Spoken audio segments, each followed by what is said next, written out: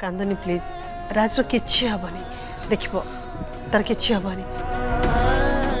हाँ भाउज प्लीज तुम्हें कांदनी तुम निश्चय किसी अलग शब्द शुणी किंतु भाई सेफ रे थिबो। मुझे कमिशनर संगे कथा होतली से कहले कथा है कि जणेबे बोली। तुम भल पाइबा भाईर किसी भी क्षति करने को दबनी तुम देखिब भाई भलरे भलरे घर को फेरी आसीबो।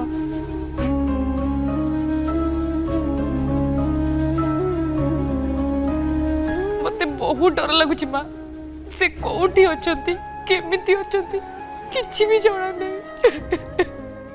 मु एठी अछि रानी।